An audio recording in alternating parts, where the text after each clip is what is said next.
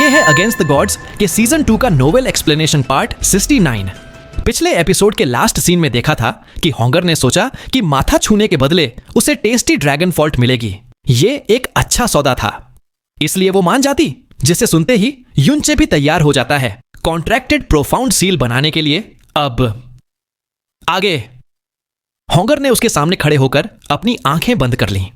युनचे ने अपनी उंगली पर खून की एक बूंद जमा की और धीरे से होंगर के माथे पर टपका दिया। एक पल में वहां एक छोटा सा कॉन्ट्रैक्टेड प्रोफाउंड सील बन गया। सील उसके माथे पर 3 बार घूमा और उसके खून की बूंद के साथ आसानी से उसके अंदर समा गया। उसी पल युनचे को अपने सोल के अंदर होंगर के साथ एक स्पिरिचुअल कनेक्शन महसूस हुआ, बिल्कुल वैसा ही जैसा स्नो फीनिक्स के साथ था।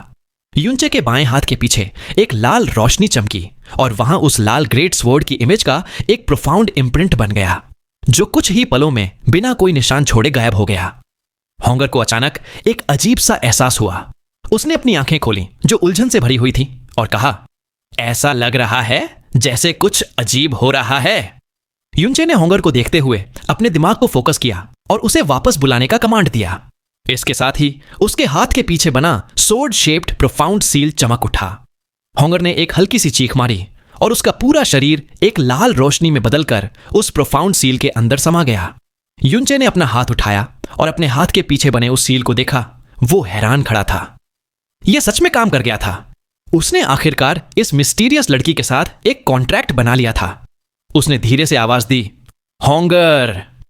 पल भर में प्रोफाउंड सील फिर से चमका और लाल रोशनी की एक किरण बाहर निकली जो वापस होंगर के रूप में बदल गई। वो अभी भी थोड़ी उलझन में थी और अपनी आंखें झपका रही थीं। युनचे ने इस बार एक नया कमांड दिया, सोर्ड बन जाओ। जैसे ही उसकी इच्छा होंगर तक पहुंची, उसके शरीर से रोशनी निकली और उसका छोटा सा शरीर एक विशाल लाल हैवी सोर्ड में ट्रांसफॉर्म हो गया। युनचे ने अपने दिमाग से उस सोर्ड को कंट्रोल किया और वो सीधा उसके हाथ में आ गई। दोनों हाथों से सोर्ड को पकड़ते ही उसे एक शॉकिंग भारीपन महसूस हुआ, लेकिन इस बार कुछ अलग हुआ। उसके हाथ में मौजूद लाल ग्रेट स्वॉर्ड अचानक झटपटाने लगी और जोर से खुद को उसकी पकड़ से आजाद कर लिया। लाल रोशनी फिर चमकी और सोर्ड वापस छोटी लड़की होंगर के रूप में बदल गई। युनचे हैरान था। वो खुद को आजाद कर सकती थी। इसका मतलब वो एक नॉर्मल कॉन्ट्रैक्टेड प्रोफाउंड बीस्ट जैसी नहीं थी जो अपने मालिक के कंट्रोल में रहती है। वो उसके कमांड को मना भी कर सकती थी। होंगर ने वापस आते ही अपने शरीर को चेक किया। जब उसे सब ठीक लगा तो उसने युनचे से मासूमियत से पूछा, बिग ब्रदर, मेरा शरीर मेरी बात नहीं सुन रहा था। क्या आपने मेरे साथ कुछ किया है? इससे पहले कि युनचे उसे कुछ समझा पाता, होंगर खुशी से उछल पड़ी और बोली, लेकिन यह तो बहुत मजेदार था। बिग ब्रदर, क्या आप मेरे साथ फिर से खेलेंगे? लेकिन अगले ही पल उसे कुछ और याद आ गया। उसने तुरंत डिमांड की, नहीं नहीं, स्वादिष्ट खाना। आपने मुझे ड्रैगन फॉल्ट खिलाने का वादा किया था। आप अपने वादे से मुकर नहीं सकते। युनचे ने ड्रैगन फॉल्ट निकाला और उसकी तरफ बढ़ा दिया। होंगर खुशी से नाचते हुए ड्रैगन फॉल्ट को खाने लगी। उसके छोटे से मुंह और मोती जैसे दांत प्रोफाउंड आयरन से भी ज्यादा मजबूत चीज को आसानी से चबा रहे थे। यह नजारा देखकर युनचे का दिमाग हिल गया था। तभी स्पेस हिलने लगा और एक छोटा सा डिमेंशनल टियर बनने लगा। प्राइमोर्डियल प्रोफाउंड आर्क का रिपल्शन फील्ड एक्टिवेट हो गया था। जैस्मिन ने तुरंत चेतावनी दी, जल्दी से उसे प्रोफाउंड सील में वापस रखो। उसका फिजिक यूनिक है, शायद वो रिपल्शन फील्ड से बच जाए। युनचे ने फौरन होंगर को वापस आने का मानसिक आदेश भेजा। होंगर ने, जो खुशी से ड्रैगन फॉल्ट खा रही थी, एक नाखुश चीख मारी। फिर वो ड्रैगन फॉल्ट के बचे हुए हिस्से के साथ लाल रोशनी में बदलकर प्रोफाउंड सील में समा गई। ठीक उसी वक्त एक न रोक पाने वाली ताकत ने युनचे को ऊपर उठाया और उसे उस डिमेंशनल वॉर्टेक्स के अंदर फेंक दिया। सीन शिफ्ट होता है प्रोफाउंड स्काई कॉन्टिनेंट के ब्लू विंड नेशन। यहां का माहौल बिल्कुल अलग था। डिवाइन फेनिक्स एम्पायर ने अचानक हमला कर दिया था और ब्लू विंड नेशन युद्ध की आग में जल रहा था। न्यू मून सिटी पर कब्जा हो चुका था, जिससे लोगों में डर और भी बढ़ गया था। बिना किसी मदद के ब्लू विंड नेशन का टिक पाना नामुमकिन लग रहा था। फिर भी एम्प्रेस कांग युए के नेतृत्व में यह देश अब तक लड़ रहा था, जो अपने आप में एक चमत्कार था। ब्लू विंड नेशन की पश्चिमी सीमा पर, जो युद्ध से तबाह हो चुकी थी, काले कपड़ों में एक आदमी आग के बीच से गुजर रहा था। काफी देर चलने के बाद उसे एक ठीक ठाक हालत में होटल मिली। वो अंदर घुसा। उसके आते ही इनकीपर को एक अजीब सी ठंड महसूस हुई। उसने हिम्मत जुटाकर पूछा, क्या ये यंग मास्टर यहां रुकेंगे? उस आदमी ने उसकी तरफ देखे बिना एक ठंडी और शांत आवाज में पूछा, युनचे कहां है? इनकीपर ने डरते हुए कहा। कौन? कौन युनचे? आदमी की आवाज और भी ठंडी हो गई। वही युनचे जिसने बर्निंग हेवन क्लैन को तबाह कर दिया था। इनकीपर ने हैरानी से उसे देखा और फिर सर झुकाकर जवाब दिया। मैं समझा नहीं। प्रिंस कंसॉर्ट युनचे। क्या वो पहले ही मर नहीं चुके हैं? इनकीपर के शब्द सुनते ही वो शांत आदमी एक तूफान की तरह फट पड़ा। तुमने क्या कहा? उसने एक हाथ से इनकीपर का कॉलर पकड़ा और उसके 200 किलोग्राम से ज्यादा वजनी शरीर को हवा में उठा लिया। उसकी काली आंखों से एक डिमोनिक रोशनी निकल रही थी जब वो चिल्लाया, तुमने कहा वो मर गया है। तुमने कहा युनचे मर गया है। इनकीपर ने बताया कि प्रिंस कंसॉर्ट युन 2 साल पहले डिवाइन फिनिक्स एम्पायर में हुए 7 नेशन रैंकिंग टूर्नामेंट के दौरान प्रिंसेस स्नो को बचाने के लिए प्राइमोर्डियल प्रोफाउंड आर्क में दफन हो गए थे और यह बात पूरा कॉन्टिनेंट जानता था। आदमी के हाथ कांपने लगे। उसने गुस्से में एक चीख मारी और इनकीपर को एक झटके में दीवार के पार फेंक दिया। वो आदमी दर्द में हंसने और पागलों की तरह चिल्लाने लगा, मर गया, मर गया, हा हा हा हा हा हा हा हा। वो सच में मर गया। वो दर्द में चिल्लाया, क्यों? वो सच में क्यों मर गया? 3 साल तक नरक जैसी तकलीफें सहने के बाद मैंने इस दिन का इंतजार किया था, लेकिन वो मर गया तो मैं किससे बदला लूंगा? आह! उसने एक जोरदार दहाड़ मारी और उसके शरीर से काले धुएं का एक पिलर उठा। धुआं जहां तक फैला वहां की चीजें गलने लगीं। लकड़ी की मेज सड़ गई। जब उसका गुस्सा थोड़ा शांत हुआ तो उसके दिमाग में एक नाम आया, फ्लोटिंग क्लाउड सिटी। वो बड़बड़ाता है, फ्लोटिंग क्लाउड सिटी, युनचे, तुमने मेरे पूरे क्लैन को खत्म कर दिया। ये नफरत हमेशा रहेगी। जब मैं तुम्हें नहीं मार सकता तो मैं तुम्हारे क्लैन के सभी लोगों को मार दूंगा। यह कहते ही वो आदमी होटल की छत तोड़कर हवा में उड़ गया और एक काले तीर की तरह पूरब की दिशा में निकल पड़ा, सीधे फ्लोटिंग क्लाउड सिटी की तरफ। वापस से सीन शिफ्ट होता है। हॉन्गर अपने हाथ में ड्रैगन फॉल्ट चबाते हुए मासूमियत से पूछती है, ये कौन सी जगह है? तभी उसके सामने जैस्मिन प्रकट होती है और उसकी तरफ देखते हुए कहती है, ये स्काई पॉइजन पर्ल की दुनिया है। हॉन्गर ड्रैगन फॉल्ट का एक और बड़ा टुकड़ा काटते हुए कहती है, स्काई पॉइजन पर्ल, कितना अजीब नाम है। मैं यहां कैसे आ गई? जैस्मिन ने समझाया कि क्योंकि स्काई पॉइजन पर्ल और हॉन्गर का प्रोफाउंड सील स्पेस दोनों ही युनचे के शरीर के अंदर थे, इसलिए जब हॉन्गर का स्पेस बना तो वो दोनों आपस में जुड़ गए। हॉन्गर ने सर हिलाया। ओह, भले ही मुझे कुछ समझ नहीं आया, लेकिन यह सुनने में बहुत कमाल का लग रहा है। फिर उसने ड्रैगन फॉल्ट का आखिरी टुकड़ा अपने मुंह में डाला और उसे निगल गई। ड्रैगन फॉल्ट को पूरा खाने के बाद हॉन्गर की लाल आंखों में एक अजीब सी रोशनी चमकी, लेकिन वो तुरंत ही गायब हो गई। उसने जैस्मिन को देखा और हंसते हुए पूछा, वैसे छोटी बिग सिस्टर, तुम्हारा नाम क्या है? जैस्मिन ने जवाब दिया, जैस्मिन। हॉन्गर खुशी से चिल्लाई, माइन, समझ गई। छोटी बिग सिस्टर, अब से तुम्हें मेरे साथ खेलना होगा। मुझे खेलना बहुत पसंद है। फिर वो आलस से अंगड़ाई लेती है और उसकी पलकें भारी होने लगती हैं। खाने के बाद अचानक नींद आ रही है। मैं सोना चाहती हूं। इतना कहकर हॉन्गर जमीन पर एक छोटी बिल्ली की तरह सिकुड़कर सो जाती है। जैसे ही हॉन्गर गहरी नींद में चली गई, जैस्मिन की आंखें ठंडी हो गईं और उसने आवाज दी, बाहर आओ। उसकी आवाज सुनते ही हॉन्गर के शरीर से एक बेरंग रोशनी निकली जो धीरे धीरे एक धुंधली सी शैडो में बदल गई। ये वही रेमनेंट स्पिरिट थी जो प्राइमोर्डियल प्रोफाउंड आर्क में मिली थी। यह स्पिरिट पहले से कहीं ज्यादा कमजोर लग रही थी। उसने एक पुरानी और भारी आवाज में पूछा, आखिर तुम हो कौन और तुम स्टार गॉड इंपीरियल फैमिली के सोल स्टार रेलेगेशन के बारे में कैसे जानती हो? जैस्मिन ने कहा, तो तुम सोल स्टार रेलेगेशन के बारे में जानते हो? स्पिरिट बोलता है, तो वो सच में सोल स्टार रेलेगेशन था। तुम स्टार गॉड इंपीरियल फैमिली से हो? नहीं, 12 स्टार गॉड्स तो कब के डिस्ट्रॉय हो चुके हैं। तुम उनमें से किसी एक की पावर की डिसेंडेंट हो। रेमनेंट स्पिरिट की आवाज में गहरा गुस्सा था। उसने जैस्मिन पर इल्जाम लगाया कि उसने उसकी छोटी मिस्ट्रेस को इस टेक्निक के जरिए एक मामूली इंसान से जोड़ दिया। वो जैस्मिन और युनचे को नीच और घटिया कहने लगा। जैस्मिन कोल्डली हंसते हुए कहती हैं, तो क्या तुम चाहते थे कि वो कॉफिन ऑफ इटर्निटी में हमेशा के लिए एक जिंदा लाश बनकर सोती रहे? पूरी दुनिया में सिर्फ स्काई पॉइजन पर्ल ही उसे बचा सकती है और अब वो उसके शरीर के साथ मिल चुकी है। सिर्फ वही तुम्हारी छोटी मिस्ट्रेस को बचा सकता है। तुम्हारी छोटी मिस्ट्रेस को एक नई जिंदगी मिली है और तुम इतनी छोटी सी कीमत भी चुकाने को तैयार नहीं हो। रेमनेंट स्पिरिट खामोश हो गई। जैस्मिन ने आगे कहा कि सोल स्टार रेलेगेशन इसलिए सफल हुआ क्योंकि होंगर ने सबकॉन्शियस रूप से भी युनचे के प्रति कोई विरोध नहीं दिखाया था।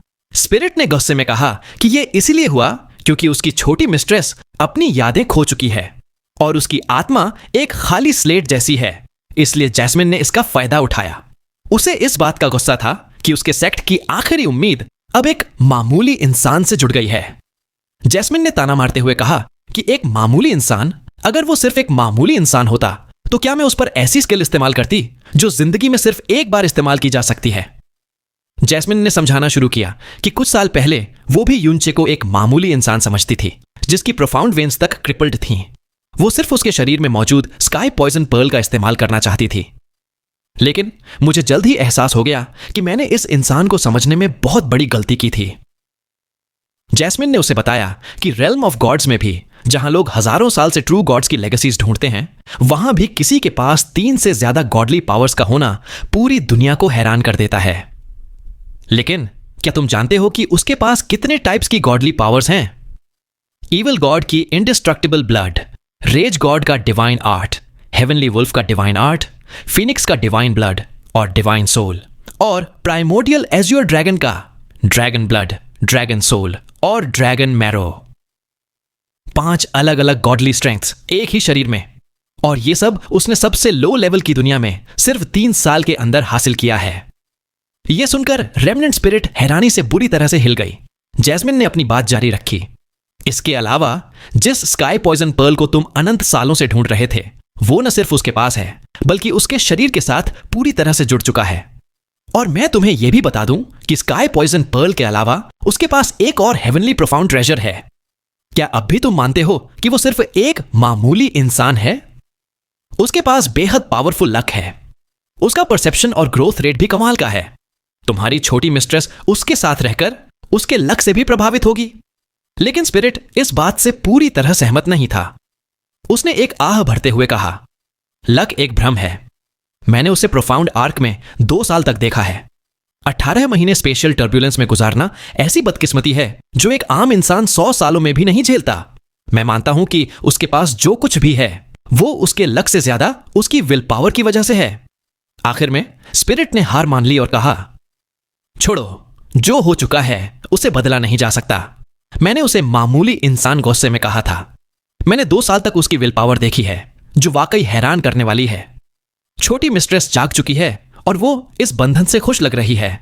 मैं देख सकता हूं कि वो उसे परेशान नहीं करेगा। शायद मुझे चिंता करने की जरूरत नहीं है। जैस्मिन ने उस स्पिरिट से जाते जाते उसकी रेस का नाम पूछा, हालांकि उसके दिल में पहले से ही एक अंदाजा था। स्पिरिट कुछ देर शांत रही और फिर धीरे से बोली कि जिस रेस से वो बिलोंग करती है उसे सोर्ड स्पिरिट गॉड क्लैन कहते हैं। यह सुनकर जैस्मिन की आंखों में कोई हैरानी नहीं थी, जैसे उसे यह पहले से ही पता था। लेकिन अगले ही पल स्पिरिट ने एक ऐसी बात कही जिसने जैस्मिन को भी चौंका दिया। उसने बताया कि होंगर, जिसे वो लिटिल मिस्ट्रेस कहती है, उनके क्लैन की सदस्य नहीं है। जैस्मिन शॉक में थी। उसने सवाल किया कि अगर होंगर सोर्ड स्पिरिट क्लैन से नहीं है तो वो उसे लिटिल मिस्ट्रेस क्यों बुलाती है। और सबसे बड़ी बात, होंगर साफ तौर पर एक सोर्ड में बदल सकती है, जो कि रिकॉर्ड्स के अनुसार सिर्फ सोर्ड स्पिरिट गॉड क्लैन ही कर सकता था। तब उस स्पिरिट ने एक बहुत बड़ा राज खोला, एक ऐसा सीक्रेट जिसके बारे में सिर्फ 4 लोग जानते थे। उसने बताया कि उनके किंग ने होंगर को कहीं से उठाया था और सबको यही कहा था कि वो उनकी बेटी है। उन्होंने ऐसा क्यों किया और होंगर असल में कहां से आई थी? ये राज उनके किंग की मौत के साथ ही दफन हो गया। स्पिरिट ने आगे समझाया कि भले ही होंगर की सोर्ड में बदलने की एबिलिटी उनके क्लैन जैसी है, लेकिन दोनों में एक बड़ा फर्क है। उनके क्लैन के लोग हमेशा हल्के और तेज ब्लेड्स बनते थे, जबकि होंगर एक भारी हैवी सोर्ड बन जाती है। स्पिरिट ने यह भी बताया कि उनके किंग होंगर पर कितना ध्यान देते थे। जब उन दोनों पर डेविलिश पॉइजन का असर हुआ तो किंग ने अपनी जान देकर कॉफिन ऑफ इटर्निटी का इस्तेमाल किया ताकि होंगर बच सके। इतने सालों से वो स्पिरिट होंगर की रक्षा कर रही थी और स्काई पॉइजन पर्ल को ढूंढ रही थी। आखिर में उसने जैस्मिन से रिक्वेस्ट की कि वो हमेशा होंगर का ख्याल रखे। जैस्मिन सोच में पड़ गई। सोर्ड स्पिरिट गॉड क्लैन के अलावा ऐसी और कौन सी रेस है जो सोर्ड्स में ट्रांसफॉर्म हो सकती है? तभी स्पिरिट ने एक और भी ज्यादा हैरान करने वाली बात बताई। उसने कहा कि उनका सोर्ड स्पिरिट क्लैन एक सेलेस्टियल स्पिरिट रेस है जिन्हें कल्टीवेट करना पड़ता है, लेकिन होंगर को कल्टीवेट करने की जरूरत नहीं है। वो सोर्ड्स को खाने की तरह खाती है।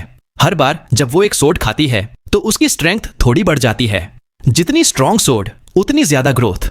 डेविलिश पॉइजन के कारण उसकी सारी सोर्ड स्ट्रेंथ खत्म हो गई थी, इसलिए उसे फिर से स्ट्रांग बनाने के लिए पावरफुल सोर्ड्स खिलानी होंगी। यह सुनकर जैस्मिन हैरानी से सोई हुई होंगर को देखने लगी। ऐसा कोई भी हो सकता है जो सोर्ड्स खाकर स्ट्रांग बने, यह उसने अपनी पूरी जिंदगी में नहीं सुना था। अब स्पिरिट ने जैस्मिन से सवाल किया, मैंने तुम्हारे सवाल का जवाब दे दिया, अब तुम बताओ तुम्हें किस स्टार गॉड से अपनी स्ट्रेंथ मिलती है? जैस्मिन ने बिना किसी एक्सप्रेशन के जवाब दिया, heaven slaughter star god. Spirit ने कहा कि हेवनली स्लॉटर सबसे इविल स्टार गॉड माना जाता है, लेकिन जैस्मिन उसकी पावर पाने के बाद भी उतनी बुरी नहीं बनी। इस पर जैस्मिन ठंडे से हंसते हुए बोली, कुछ भी अस्यूम मत करो, मैंने इन 10 सालों में तुम्हारी पूरी जिंदगी से 100 गुना ज्यादा लोगों को मारा है। स्पिरिट ने शांति से जवाब दिया कि दिल की अच्छाई या बुराई मारे गए लोगों की गिनती से नहीं नापी जाती।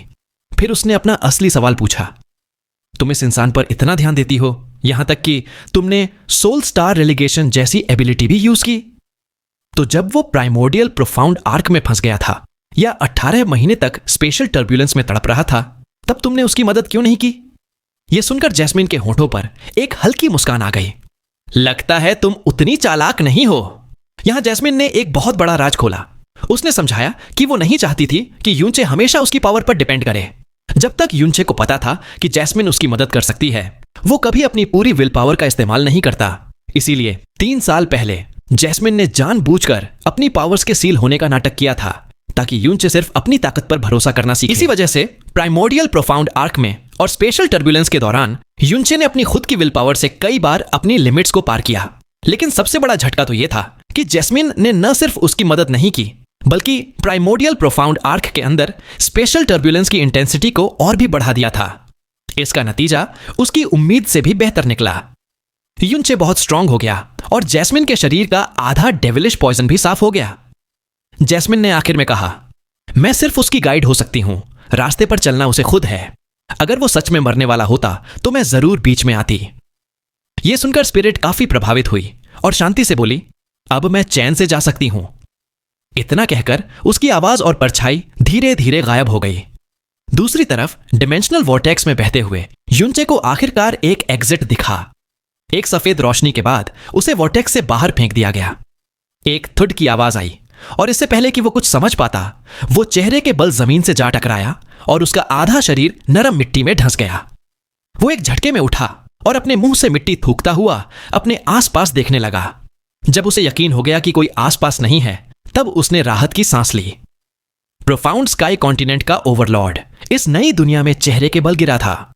खुद को शांत करने के बाद उसने आसपास का जायजा लिया। यह जगह जंगल और घास के मैदान का मिश्रण थी। हवा और माहौल प्रोफाउंड स्काई कॉन्टिनेंट जैसा ही था। जैस्मिन ने उसे बताया कि यह प्रोफाउंड स्काई कॉन्टिनेंट नहीं है, लेकिन उसके पास का ही कोई प्लेन है। उसने यूनचे को सलाह दी कि वापस जाने के बारे में सोचने के बजाय यहां स्ट्रांग बनने पर फोकस करे। कुछ किलोमीटर चलने के बाद यूनचे को अचानक कुछ जीवों की मौजूदगी महसूस हुई। वो सावधानी से ऊंची घास के पीछे छिप गया। उसने घास के पार देखा। एक अंधेरे दलदल में 2 मीटर लंबे 2 पाइथन्स अजगर थे, जिनकी बॉडी से अर्थ प्रोफाउंड रेल्म का ऑरा निकल रहा था। यूनचे उन्हें नजरअंदाज करके जाने ही वाला था कि अचानक उसने दोनों पाइथन्स को आपस में इंसानों की भाषा में बात करते हुए सुना। एक पाइथन बोला, क्या घूर रहा है? दूसरे ने जवाब दिया, तुझे घूर रहा हूं बेवकूफ। पहले ने बोला, एक बार और बोल के दिखा। दूसरे ने पलट कर बोला, हां मैं फिर से बोलूंगा, क्या कर लेगा तू? इसके बाद दोनों अजगर आपस में लड़ने लगे। यूनचे वहीं बुत बनकर खड़ा रह गया। प्रोफाउंड बीस्ट्स को इंसानी भाषा बोलने के लिए कम से कम स्काई प्रोफाउंड रेल्म के हाई लेवल पर होना जरूरी होता है, लेकिन ये दोनों अजगर जो सिर्फ अर्थ प्रोफाउंड रेल्म के इनिशियल स्टेज पर थे, इतनी साफ इंसानी भाषा बोल रहे थे। अगर उसने उन्हें देखा ना होता तो उसे लगता कि 2 इंसान आपस में झगड़ रहे हैं। यह नजारा उसके लिए बिल्कुल नया और हैरान करने वाला था। वीडियो को लाइक करके, चैनल को सब्सक्राइब करके हमारी छोटी सी फैमिली का हिस्सा बन जाइए अगर ऐसे ही और वीडियोस देखनी है तो। साथ ही अगर आपके दोस्त भी इस तरह की वीडियोस में इंटरेस्टेड हो तो उन्हें शेयर भी कर देना।